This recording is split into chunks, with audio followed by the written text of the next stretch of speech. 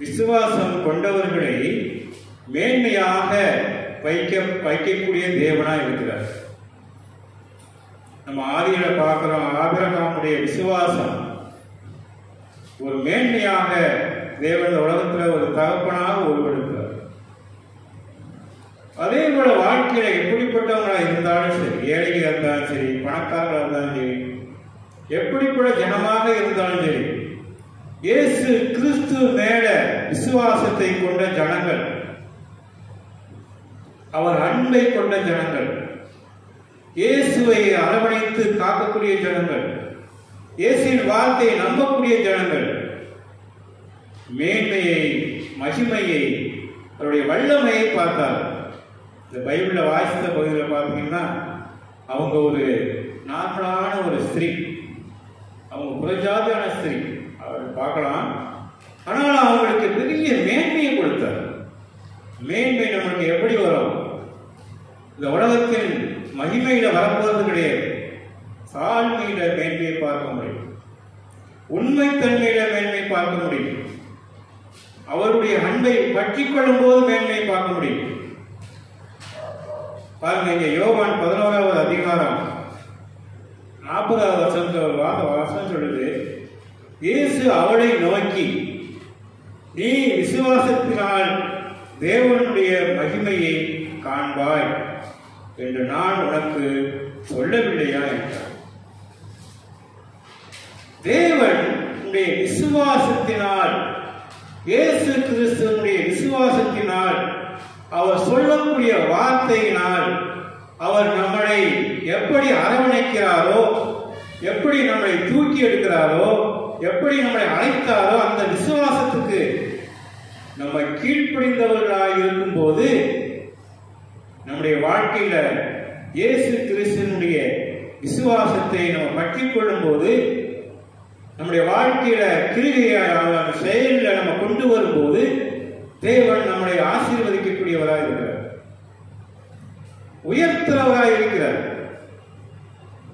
தேவன் அதான் இங்க சொல்றாரு, நீ விசுவாசித்தால் தேவனுடைய மகிமையை காண்பார். இந்த இடத்துல இருக்கிற, இந்த உலகத்தில் இருக்கிற கொரோனாவால பாதிக்கப்பட்ட ஜனங்கள், திக்கற்ற ஜனங்கள், ஏழைகள், தேவனுடைய வார்த்தை கிடைக்க முடியாத ஜனங்கள், அவங்க தேவனை விசுவாசிக்கும் போது, நீங்கள் தேவனை விசுவாசிக்கும் போது, நீங்கள் தேவனை தேடும் போது, உங்களுடைய வாழ்க்கையில எல்லாவற்றையும் தேவன் விசுவாசத்தோடு உங்களை வழிநடத்த முடியும். உங்களுடைய வியாதி சுகமடைய முடியும், உங்களுடைய கஷ்டம் நிறைவாக முடியும், உங்களுடைய வாழ்க்கையில இருக்கிற எந்த குறையா இருந்தாலும் நிறைவாக்க முடியும். யாருனால? இயேசு கிறிஸ்துவனுடைய வல்லமையினால, இயேசு கிறிஸ்துவனுடைய அன்பினால, இயேசு கிறிஸ்துவனுடைய மகத்துவத்தினால நம்ம அதை கண்டடைய முடியும். அன்பானவர்களே, இயேசு கிறிஸ்து சொல்லும் போது நம்முடைய அவருடைய விசுவாசத்தின் மகிமையை நம்ம தேட எப்படிப்பட்டவர்களாக நம்ம இருக்கிறோம். பாருங்க, நீங்க மத்திய பார்க்கிறோம், மத்திய 11வது அதிகாரம் 22வது வசனத்துல அந்த ஸ்திரீ ஒரு கானானிய ஸ்திரீ, அவருடைய வாழ்க்கையில தேவன் பெரிய காரியங்களை செய்தார். இவனுக்கு தேவனை பத்தி, இயேசு கிறிஸ்துவை பத்தி எப்படி தெரிஞ்சிருப்பான்னு தெரியாது. அந்த காலங்களில் தேவன் அற்புதத்தையும் அடையாளத்தையும் செய்து போகும்போது இவங்க ஒரு மூலையில இருந்து ஒட்டு கேட்டிருக்கலாம், இல்ல பார்த்துருக்கலாம், இல்ல பிறருடைய சொல்லை கேட்டு அவங்களுடைய வாழ்க்கையில தன்னுடைய மகளுக்காக கண்ணீரோடு வந்திருக்கலாம். இந்த வசனம் அதான் சொல்லுது. அப்பொழுது அந்த திசையிலிருந்து குடியிருக்கிற கானானிய ஸ்திரீ ஒருத்தி அவரிடத்தில் வந்து, ஆண்டவரே, தாவீதின் குமாரனே, எனக்கு இரங்கும் என்றார். பிசாசினால் கொடிய வேதனைப்பட்டு கிடைக்கிறாள் என்று சொல்லி கூப்பிட்டார். தேவன் இந்த அம்மாவை, இந்த ஸ்திரீயை எப்படி பயன்படுத்த விரும்புகிறார் என்று நமக்கு தெரியாது. அவர் தெரியும். அவர் ஆவலோடு தன்னுடைய பிள்ளைக்கு சுகம் கிடைக்க வேண்டும், தன்னுடைய பிள்ளையை பரிபூர்ணமாக இந்த பிசாசின் பிடியிலிருந்து விடுதலையாக்க வேண்டும். அதான் அவங்களுடைய நோக்கம், அதான் அவங்க வந்த காரியம். ஆனா அதற்கு தேவன் அவரிடத்துல ஒன்றுமே சொல்லல, அப்படிதான் பார்க்கணும். ஆனா அந்த ஸ்திரீனுடைய விசுவாசம், அந்த ஸ்திரீ தன்னுடைய இதயத்தில் உள்ளதை பூரா தேவன் சொல்றாங்க. நம்ம அந்த காலங்களில் எப்படிப்பட்டவங்களா இருக்கிறோம்? ஆலயத்துக்கு வரக்கூடியவங்க, தேவனிடத்துல வரக்கூடியவங்க ஒன்ன மறைச்சு ஒன்ன சொல்லுவாங்க. பாதி இருக்கும், பாதி நம்ம உள்ளத்துல இருக்கும், பாதி சொல்லுவாங்க. அது விடுதலை கொடுக்காது. இந்த அம்மா முழுவதும் தன்னுடைய மகளுக்கு என்ன நேர்ந்தது, எப்படிப்பட்டவங்களுடைய அவங்களுடைய குடும்பம் இருக்குது அப்படின்ட்டு அவங்களுடைய பெருமையவோ அவங்க மாய்மானத்தையோ அங்கே வைக்கல. அவனுடைய மகள் வேதனைப்படுவதை குறித்து இங்கே சொல்லப்படுகிறது. நம்மளுக்கு வேதனை இருந்தா தேவனிடத்தில் சொல்லணும், கஷ்டம் இருந்தா நம்முடைய தேவனிடத்தில் சொல்லணும், நம்முடைய பாடுகள் இருக்கும்போது தேவனிடத்தில் சொல்லணும். நம்மளுக்கு இந்த காலங்களில், கொரோனாங்கிற காலங்களில் வேதனை அதிகம். இந்த பிசாசினால் உருவாக்கப்பட்ட கிருமியா, இந்த தேவனால் உருவாக்கப்பட்ட கிருமியா நமக்கு தெரியாது. ஆனா அந்த கிருமிக்கு நம்ம ஒவ்வொருவரும் ஒடுக்கி போகிறோம். விசுவாசியா இருந்தாலும் சரி, போதகரா இருந்தாலும் சரி, நம்முடைய இருதயம் அந்த கிருமியோடு அழிக்கக்கூடிய தன்மை நம்மளுடைய கிடையாது. ஏன்? அது அவ்வளவு கொடூரமான ஒரு பிசாசின் கிரியினால் உருவாக்கப்பட்ட அந்த கொரோனாவாக இருக்கிறது. இங்கே அந்த அம்மாவுடைய வாழ்க்கை ஒரு விசுவாசத்தோடு தேவனிடத்தில் வந்தாங்க, விசுவாசத்தோடு அவங்க பின்பற்ற விரும்புறாங்க. ஆனா 23ஆம் வசனம் என்ன சொல்லுது? அவர்களுக்கு பிரதி உத்தரமாக அவர் ஒரு வார்த்தையும் சொல்லவில்லை.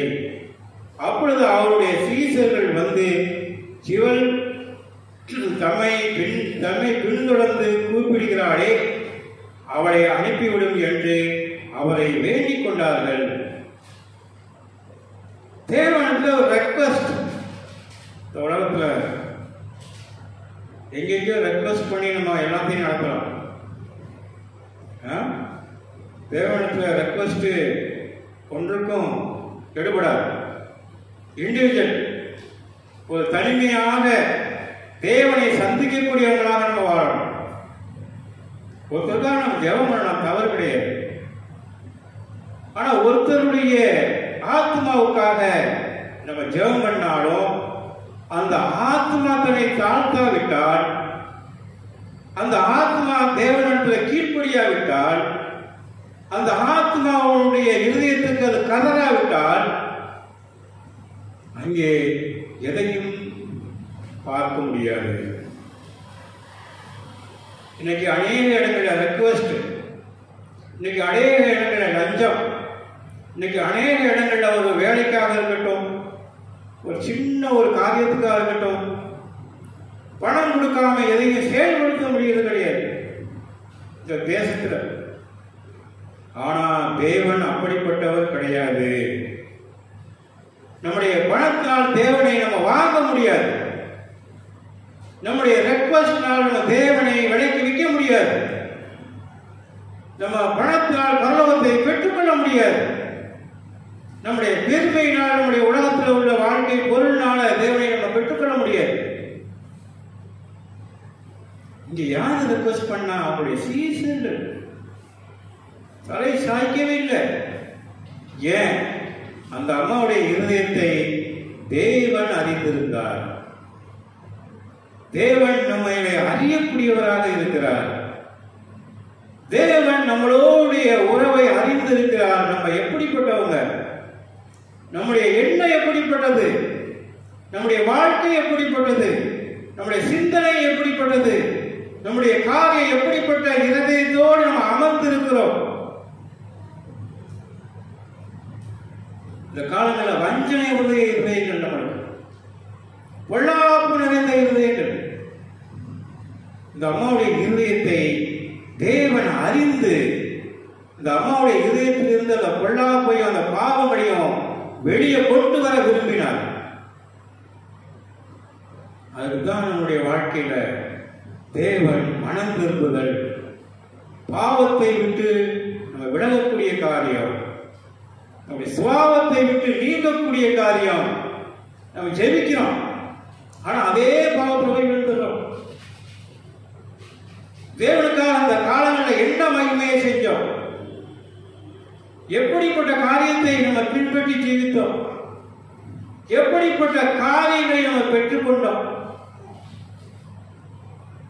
அன்பானவர்களே, நம்முடைய வாழ்க்கையில அவரை தேடும் போது நம்ம இண்டிவிஜுவலாக அவரை பற்றி கொள்ள வேண்டும். யாரா இருந்தாலும் சரி, கணவனா இருந்தாலும் சரி, பிள்ளையா இருந்தாலும் சரி, பணக்காரங்களா இருந்தாலும் சரி, ஏழையா இருந்தாலும் சரி, எந்த குழந்தையா இருந்தாலும் சரி, தேவன் அவங்களை புறக்கணிப்பதே கிடையாது. தேவன் நேசிக்கிற தேவன். தேவன் உங்களையும் என்னையும் நேசிக்கிறார். இந்த உலகத்தையே நேசிக்கிறார், உலகத்துக்கே அன்பு கூறுகிறார். ஆனா நம்ம உலகத்தை அன்பு கூறக்கூடாது, தேவனை அன்பு கூற வேண்டும். அதனாலதான் எங்க அம்மாவுடைய வாழ்க்கையில அவர் அங்கே அவர்களுக்கு எதையும் சொல்லல, செய்கிறேன்னு சொல்லல, செய்கிறேன்னு சொல்லல. ஆனா இங்க 24வது வருஷத்துல என்ன சொல்லுது, அதற்கு அவர் காணாமல் போன ஆடுகளுக்காய் இஸ்ரவேல் வீட்டாருக்கே அனுப்பப்பட்டேன் அன்றி மற்றவர்களுக்கு அல்ல என்றார். தேவன் நம்ம இயேசு கிறிஸ்து, முதலாவது இயேசு கிறிஸ்து நம்ம இஸ்ரவேல் வீட்டாருக்கு அனுப்பப்பட்டார்.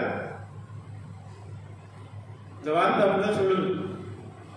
ஆனா அந்த உலகத்துல அவர் பிறந்து உலகத்துல வந்த ஒருபாடு உலகத்தில் பாவங்களை ஜீவித்தவர்களை தேவன் நேசிக்க ஆரம்பிச்சார். எந்த ஜாதியும் கிடையாது அவருக்கு, எந்த மதமும் கிடையாது அவருக்கு.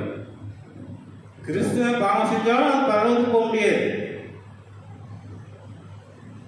நம்ம கிறிஸ்துவர்களா இருந்து பாவத்துல ஜீவித்து குடியினால, பாவங்கள்னால, அசுத்தங்கள்னால நம்ம எண்ணங்களை கரைபிடித்துக் கொண்டிருந்தாலும் அது இஸ்ரவேல் ஜனங்களா இருந்தாலும் சரி, புறஜாதி கணங்களா இருந்தாலும் சரி, தேவனை இடத்துக்கு நம்ம வர முடியாது. தேவனுடைய மகத்துவங்களை நம்ம பெற முடியாது. தேவனுடைய அண்டைக்கு நம்ம வர முடியாது. அதுக்குதான் பாருங்க, யோவான் 10:10 நம்ம வாசித்தோம்னா, திருடவும் கொல்லவுமே அழிக்கவும் வருகிறான் என்று வேறு எதுக்கும் வாரான், நானா அவர்களுக்கு ஜீவன் உண்டாயிருக்கவும் அது பரிபூரணப்படவும் வந்தேன். தேவன் நம்மளுக்கு ஜீவன் கொடுக்கும்படியாக வந்தார். இந்த உலகத்தில் இருக்கிற திருடனாகிய கொரோனா நம்மளை அழிக்கும்படியாக வந்தாலும் தேவனை நம்ம இறுக பற்றிக் கொள்ளும் போது, தேவனை நம்ம பற்றிக் கொண்டு இருக்கும் போது, திருடன் பிசாசு திருடனை போல வரலாம். எப்படி நம்மளை அழித்து போடுவான். விசுவாசத்தை நிலைநிற்க பண்ணாதபடி அவருடைய வாழ்க்கையில நம்முடைய வாழ்க்கையை சாத்தானங்களை கொண்டு போவதற்காக வருகிறார். அதாவது அதான் அவருடைய வாழ்க்கை. ஆனா இந்த அம்மாவுடைய வாழ்க்கையில அது நிறைவேறாமல் தேவனுடைய அந்த பிசாசை ஜெயிக்கக்கூடிய வல்லமையை அவர் அறிந்திருந்தார்.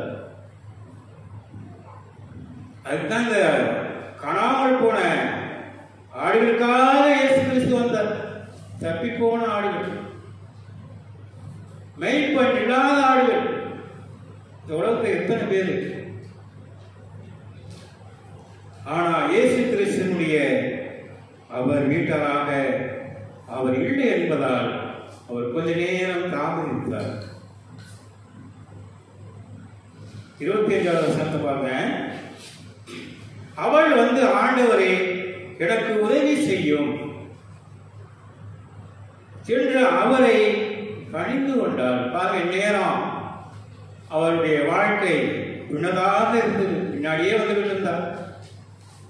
ஏசாமி சொல்லிட்டே இருந்தார், இதெல்லாம் ஈடுபடாது, நம்ம தேவன்கிட்ட போனா தான் இது வந்து செயல்படும்.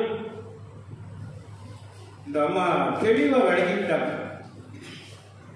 சில பேர் பின்னாடியே ரெக்வஸ்ட் பண்ணி பாடுவாங்க, தேவனத்துல அந்த சுகமாகணும், இப்படி சுகமாகணும், நீங்க ஜெபம் பண்ணுங்க, எங்க வீட்டுக்காரர் குடிக்கிறாரு அப்படியே நினைப்பாங்க, சொல்லுவாங்க. ஆனா அவங்க வர்றதுக்கு பயப்படுவாங்க. இயேசு கிறிஸ்துவிடத்துல வரும்போது நம்ம பயப்பட வேண்டிய அவசியம் கிடையாது, நம்ம கலங்க வேண்டிய அவசியம் கிடையாது. இயேசு கிறிஸ்து அவர் இரக்கம் உள்ளவர், மனது உருக்கம் உள்ளவர். யாருக்கு? பாவிகளுக்கு, அவரை நேசிக்கிறவங்களுக்கு, அவருடைய அன்பை விரும்புகிறவங்களுக்கு, அவருடைய பிள்ளைகளுக்கு. அவர் பிள்ளையாகவே இருக்கிறார். அவர் நம்மளுக்கு பிள்ளையாகவே இருக்கிறார். அதுதான் நம்மளுக்கு வாழ்க்கையில அவருடைய திட்டங்களையும் அவருடைய நியாயங்களையும் பின்பற்றி ஜீவிக்க முடியாட்டினாலும் அவருடைய அன்புல, அவருடைய விசுவாசத்துல நம்ம நடக்கும்போது அவருடைய நாமத்தை விசுவாசம் உள்ளவர்களாக நம்ம வாழணும். அதான் அவருடைய பிள்ளையாக நம்ம வாழும்போது, அதான் இங்கே அவர் என்ன செஞ்சாரு, அந்த அம்மா அவர் பணிந்து கொண்டார், அன்போடு பணிந்து கொண்டார், அரவணைப்போடு பணிந்து கொண்டார். நம்ம பைபிள்ல ஒரு இடத்துல பார்க்கிறோம், ஐஸ்வர்யவான் தன்னுடைய வாழ்க்கையில ரோட்ல போய் பணிந்து கொள்றான். ஆனா அவன்கிட்ட கீழ்ப்படிதல் கிடையாது. பெருமைக்கு பரலோகத்தை சுதந்திரித்துக் கொள்ளும்படியாக ஒரு வேஷம் தெரிந்தவனாக அவன் இந்த உலகத்தில் வந்தான். இயேசு கிறிஸ்து முன்பதாக போய் சாஷ்டாங்கமாக பணிந்து தேவனிடத்தில் கேட்டான், எனக்கு பரலோகத்தை சுதந்திரித்துக் கொள்வதற்கு நான் என்ன செய்ய வேண்டும்? ஆஸ்தி இருந்தது, பணம் இருந்தது, எல்லாம் இருந்தது. ஆனா அவனுடைய பணிந்து கொள்ளுதல் ஒரு மாய்மாலமாக இருந்தது, ஒரு வஞ்சனையாக இருந்தது, தேவனை ஏமாற்றக்கூடிய காரியமாக இருந்தது. அவனுடைய வாழ்க்கையில தேவனை ஏமாற்றும்படியாக வந்தான், எல்லா கற்பனையை கை கொண்டான்.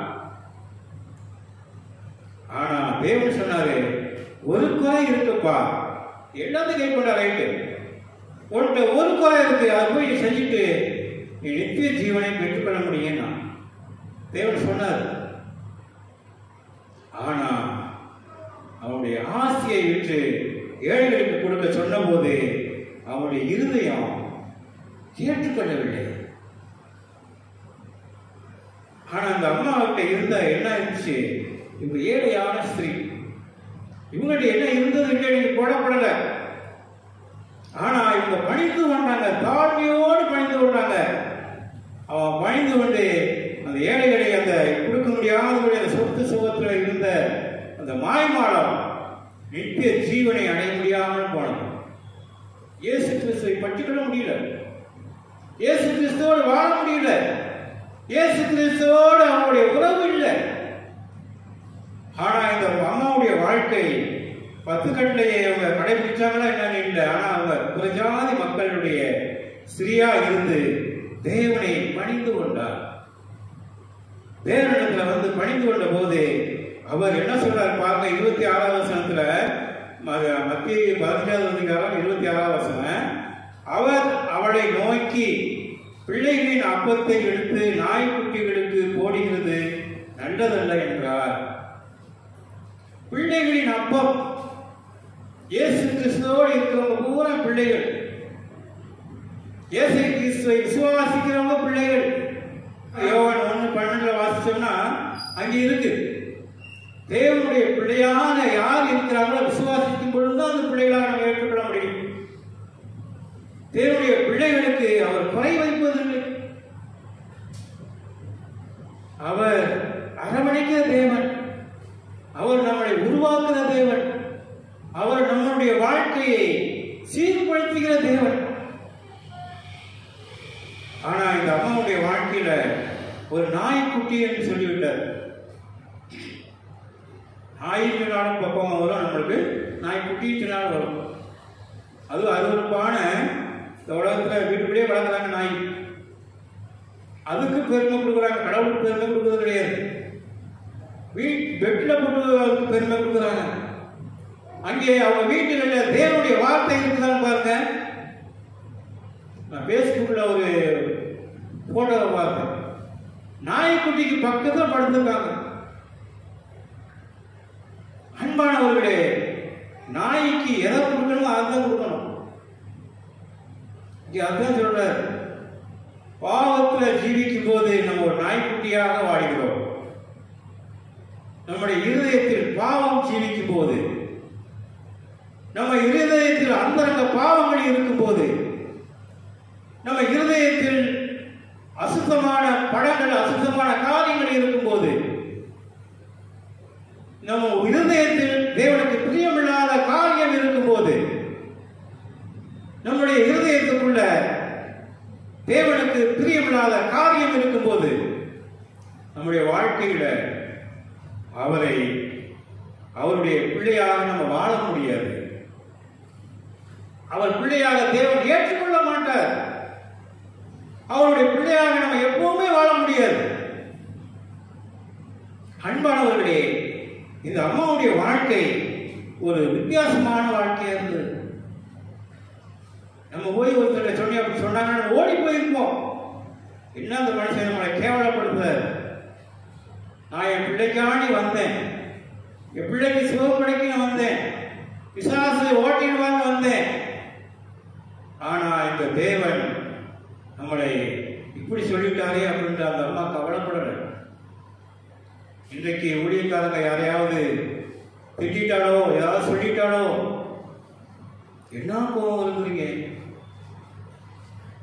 அன்பானவர்களே, இந்த காலங்களில் ஊழியக்காரர்களை மதிக்காத மக்கள், சபையில் இருக்கிற ஊழியக்காரர்களை மதிக்காத மக்கள், சபையில் இருக்கிற ஊழியக்காரர்களுக்கு மதிக்கணும் சொல்லிக் கொடுக்க கூடாத பாஸ்டர்மார்கள், வஞ்சனைக்காரர்கள். அன்பானவர்களே, நம்ம எந்த கோட்டில் வளரணுமோ அந்த கோட்டில் தான் வளரணும். எந்த ரவுண்டுக்குள்ள நம்ம இருக்கணுமோ அந்த ரவுண்டுக்குள்ள தான் இருக்கணும். அதான் இஸ்ரவேல் மக்களுக்கு தேவன் சொன்னதாதான், என்னுடைய வார்த்தையை கேட்டு கீழ்ப்படிந்து நீங்க ஜீவிக்கும் போது, என்னுடைய வார்த்தைக்கு நீங்க கீழ்ப்படியும் போது மேன்மையா வைப்பேன். அன்பானவர்களே, இந்த காலங்களில் இருதயத்தின் வஞ்சனை உள்ள மக்கள், பாவத்தில் ஜீவிக்கக்கூடிய மக்கள், கொரோனாவால் அழிந்து கொண்டிருக்கிற மக்கள் பாருங்க. வடநாட்டில் பார்த்தீங்கன்னா எத்தனை மக்கள் அழிந்து போறாங்க. அவங்களுக்கு சுவிசேஷம் எங்கே போகுது? சுவிசேஷத்தை யார் ஏற்றுக்கொள்கிறாங்க? ஏற்றுக்கொள்வது கிடையாது. சுவிசேஷங்கிறது தேவன் அவங்களை உயிர்ப்பிக்கக்கூடிய மக்களாக மாற்றக்கூடியது. அன்பானவர்களே, தேவன் எல்லா ஜாதியாரையும் ஏற்றுக்கொள்ளக்கூடிய தேவன். நம்முடைய வாழ்க்கையில அவரை பின்பற்றி ஜீவிக்க வேண்டும், அவருடைய வாழ்க்கையை வாழ வேண்டும். அதுதான் இயேசுடைய அந்த நாய்க்குட்டி என்பதற்கு அந்த அம்மா பதில் என்ன பாருங்க, 27வது வசனம். அதற்கு அவள், மெய்தான் ஆண்டவரே, ஆயினும் நாய்க்குட்டிகள் தங்கள் எஜமான்களின் மேதையில் இருந்து விழும் துணிக்கைகளை தின்னுமே என்றார். இவ்வளவு அழகான, எவ்வளவு அருமையான கீழ்ப்படிதல். நம்ம ஏற்றுக்கொள்கிறோமா? நம்ம தேவனிடத்தில் வந்து நம்முடைய உண்மையை அவருக்கு நம்ம சொல்றோமா? கிடையாது, மறைத்து விடுகிறோம். இந்த அம்மாவுக்கு தேவனுடைய மகிமை எப்படி பெற்றாங்க? அவங்களுடைய உள்ளத்தில் உள்ளதை சரியாய் நேர்த்தியாய் அவங்க பாவத்தை அறிக்கையிட்டாங்க. சிலுவையிலே தூக்கப்பட்ட எவரும் சபிக்கப்பட்டவங்க எழுந்திருக்கிறபடி சாவான சிலுவையை தேவன் சுமந்தார் வைத்தான். ஆனா சிலுவை நம்மளுக்கு மேன்மையாக வைத்திருக்கிறது. பாருங்க, கலாத்தியர் 3வது அதிகாரம் 13வது வசனத்தை நீங்க வாசிக்கணும்னா, மரத்திலே தூக்கப்பட்ட எவனும் சபிக்கப்பட்டவன் என்று எழுதியிருக்கிறபடி கிறிஸ்து நமக்காக சாவுமாகி நியாயப்பிரமாணத்தின் சாபத்துக்கு தம்மை நீங்களாக்கி மீட்டுக் கொண்டார். நம்முடைய சாபத்திற்கு, பிசாசினுடைய காரியங்களுக்கு எல்லாவற்றையும் நீக்கக்கூடிய தேவன் அவர். அவருடைய வாழ்க்கையில அவரை பற்றி கொண்ட ஜனங்களை தேவன் நீக்கக்கூடிய தேவன். சிலுவையில வரும்போது இந்த அம்மாவுடைய வாழ்க்கை இயேசு கிறிஸ்துவை பற்றி கொண்டு சிலுவை அண்டை வந்தாங்க. அந்த சிலுவை அவங்களை மேன்மைப்படுத்தினது. அவங்க நம்பினாங்க, இயேசு கிறிஸ்துடைய சிலுவையை நம்பினாங்க. நீதிமொழிகள் 28வது அதிகாரம் 13வது வசனம் சொல்லிருப்பாங்க, தன் பாவங்களை மறைக்கிறவன் வாழ்வடைய மாட்டான், அவைகளை அறிக்கை செய்து விட்டு விடுகிறவனே இறக்கம் பெறுவான். இந்த அம்மா அவங்களுடைய பாவங்களை ஒத்துக்கொண்டார்கள். ஆமா, நீங்க சொல்றபடி நான் ஆகிட்டுதான் சாமி, ஆனாலும் உங்கள்ட்ட இருந்து விடுகிற துணிக்கையை, அந்த சின்ன வார்த்தையை நான் நம்புறேன். டிவில எத்தனையோ வார்த்தைகளை கொடுக்குறாங்க, எத்தனையோ மக்கள் கேட்கிறாங்க. சின்ன வார்த்தையை கேட்டு மன திருமணம் இருக்காங்க. ஃபுல்லா மெசேஜ் கேட்க வேண்டிய அவசியம் கிடையாது. அநேகர் பாட்டினால, அநேகர் தேவனுடைய வசனத்தினால, அநேகர் அந்த ரங்கத்தில் தேவனை தேடுவதனால ரசிக்கப்பட்ட மக்கள் இருக்காங்க. இந்த அம்மாவுடைய வாழ்க்கை இயேசு கிறிஸ்துடைய அந்த துணிக்கையை, அந்த சின்ன வார்த்தையை நம்பினாங்க. நம்ம நம்புறோமா? நம்ம வாழ்றோமா? நம்ம எப்படிப்பட்டவங்களாக வாழ்றோம்? அதான் அன்பானவர்களே, இவருடைய வாழ்க்கையில பெரிய மேன்மையை பார்த்ததாக நம்ம பார்க்கிறோம். அதனால ஆண்டவர் என்ன சொல்றாரு பாருங்க, 27வது வசனம், மெய்தான் ஆண்டவரே, 1000 நாய்க்குட்டிகள் தங்கள் எஜமான்களின் வேலையில் இருந்து விடும் துணிக்கைகளை தின்னுமே என்று சொன்ன உடனேயே அவள் குமாரத்தி சுகமடைந்தார். அவங்க நம்மளுடைய இயேசு கிறிஸ்துவின் வார்த்தைக்கு கீழ்ப்படிந்த உடனேயே, பாவத்துக்கு கீழ்ப்படிந்த உடனேயே நம்முடைய வாழ்க்கையில சுகமாக முடியும். நீங்க எங்கே இருந்தாலும் சரி, எந்த நிலைமையில் இருந்தாலும் சரி, பாவங்கள்ல நீங்க இருக்கும்போது, நீங்க ஒத்துக்கொண்டு தேவனிடத்துல வரும்போது, தேவன் உங்களுக்கு மகிமையை கொடுப்பார், தேவன் உங்களுக்கு ஆசீர்வாதத்தை கொடுப்பார். பாருங்க, கடைசியாக 15வது அதிகாரம் 28வது வசனம், இயேசு அவளுக்கு பிரதியுத்தரமாக, சிறியே, உன் விசுவாசம் பெரிது, நீ விரும்புகிறபடி உனக்கு ஆகக்கடவுது என்றார். அந்த நேரமே அவள் மகள் ஆரோக்கியம் அடைந்தார். பாத்தீங்களா, எவ்வளவு அருமையான அற்புதம், எவ்வளவு அருமையான மகிமை, எவ்வளவு அருமையான விசுவாசத்தின் மேன்மை அவர் பெற்றுக் கொண்டார். நம்முடைய வாழ்க்கையில நம்ம எப்படிப்பட்டவங்களாக நம்ம வாழ்வோம்? விசுவாசத்தின் மகிமையை நம்ம பெற்றுக்கொண்டவங்களாக நம்ம வாழ்றோமா? சிலுவையில் இயேசு கிறிஸ்துவை நம்பி நம்ம வாழ்றோமா? இயேசு கிறிஸ்துவை அரவணைத்து நம்ம வாழ்றோமா? அன்பானவர்களே, நம்முடைய வாழ்க்கையில இயேசு கிறிஸ்துவை நம்ம விசுவாசிக்கும் போது பெரிய மகிமையை நம்ம பார்க்க முடியும், பெரிய அரவணைப்பை பார்க்க முடியும். அதான் நம்முடைய வாழ்க்கையில இந்த அம்மாவுக்கு கொடுத்த விசுவாசம், அந்த அம்மாவுடைய பெற்றுக்கொண்ட விசுவாசம் தன்னுடைய மகளை தன்னுடைய வாழ்க்கையில பெரிய ஆசீர்வாதத்தை பெற்றுக்கொண்டு போனாங்க. நீங்க எப்படிப்பட்ட ஆசீர்வாதத்தை விரும்புறீங்க? உங்களுடைய வாழ்க்கையில நீங்கள் விசுவாசத்தை பெற்றுக்கொண்டால் உங்களுடைய வியாதி சுகமாகும். நீங்கள் விசுவாசத்தை பெற்றுக்கொண்டால் தேவனுடைய மகிமை பார்க்கிறவங்களாக நீங்க வாழ முடியும். அதான் இயேசு கிறிஸ்து விரும்புகிற வண்ணமாகவே அந்த வார்த்தை நம்மளுக்கு இயேசு கிறிஸ்து அந்த யோவான்ல தெளிவா சொன்னார். யோவான் 11வது அதிகாரம் இயேசு அவளை நோக்கி, நீ விசுவாசித்தால் தேவனுடைய மகிமையை காண்பாய். நீங்கள் விசுவாசித்தால் தேவனுடைய மகிமையை நீங்க பார்க்க முடியும். அன்பார்களே, நீங்கள் விசுவாசிப்பீங்கன்னு நம்புறேன்.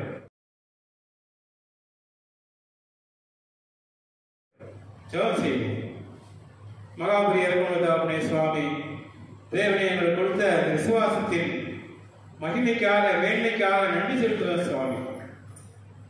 நாங்கள் ஒரு சிலராக இருந்தாலும் ஒரு மகிமையை பார்க்க எங்களுக்கு உதவி செய்யும். ஆவியோடு உண்மையோடு நாங்கள் தொழுது கொள்ள வேண்டும் சுவாமி. எங்களுடைய உள்ளத்தில் உள்ளதை நாங்கள் வாழும்படியாக, தேவனிடத்தில் நாங்கள் வரும்படியாக, தேவனிடத்தில் நாங்கள் எந்த விதமான பாவத்தோடு வராதபடி தேவனுடைய மேன்மையை பார்க்க வர எங்களுக்கு உதவி செய்ய சுவாமி. இந்த உலகத்தில் கதறி கொண்டிருக்கிற ஜனங்கள், கொரோனாவினால வாழக்கூடிய ஜனங்கள், கொரோனாவினால் அழிந்து கொண்டிருக்கிற ஜனங்கள், பணமில்லாத ஜனங்கள், ஏழைகள், விசுவாசிகள் எல்லாருக்கும் உமது வார்த்தை சொல்லட்டும் சார். தேவனே, அதிகமாக உமது கரத்தில் நாங்கள் ஒப்புக் கொடுக்கிறோம். இந்த தேசத்துக்காக நாங்கள் கருதுகிறோம். தேசத்தை நீங்க தான் காப்பாற்ற முடியும் சார். தேவனே, இந்த பள்ளிவாய் சர்ப்பத்தை மோசே ஏற்படுத்திய போது தேவனே உமது இரக்கத்தை அந்த வெங்கட சர்ப்பத்தை நோக்கி பார்த்த போது அவங்களுடைய அந்த பொல்லாத வேதனை நீக்கி அவர் சுகமடைந்ததை பார்க்கிறோம் சார். தேவனே, இந்த காலங்களில் அந்த கொள்ளுவாய் சர்ப்பத்தை போல அந்த கொரோனாவை நாங்கள் பார்க்கிறோம் சார். தேவா, நீரே இறக்கும், நீரே இறக்கும். நீர் பெரிய காரியங்களை செய்ய சார். இந்த தேசத்தின் மகத்துவங்களுக்காக நீங்க வந்தீங்க சார். தேசத்தில் அழிந்து போற ஜனங்களுக்காக நீங்க வந்தீங்க சார். இந்த தேசத்தில் இருக்கிற மக்களுக்காக நீங்க வந்தீங்க சார். ஓஹோ தேவனே, இந்த மக்கள் யாரும் அழிந்து போகக்கூடாது சாமி. அது உங்களுடைய சித்தம். நீங்க பருவத்தில் கொண்டு போய் சேர்க்கிறது சித்தம் சாமி. நீங்க தான் பார்க்க முடியும், நீங்க தான் பார்க்க முடியும், நீங்க தான் வல்லமை கொடுக்க முடியும், நீங்க தான் அவங்களுக்கு உயிர்ப்பிக்க முடியும் சுவாமி. நீங்களே அவங்களை பாதுகாத்து வேண்டும். உங்கள் இறக்கத்தை கொடுக்கும். உங்கள் வார்த்தை கிடைக்காத ஜனங்களுக்கு வார்த்தை சொல்லட்டும். அறியாத மக்கள், விளங்கிப்படாத மக்களுக்கு உங்கள் வார்த்தை சொல்லட்டும். கிருபைத்தால் நீரே மகிமைப்படும். பிதாவே, இயேசு கிறிஸ்து நாமத்தில் பிதாவே, ஆமென்.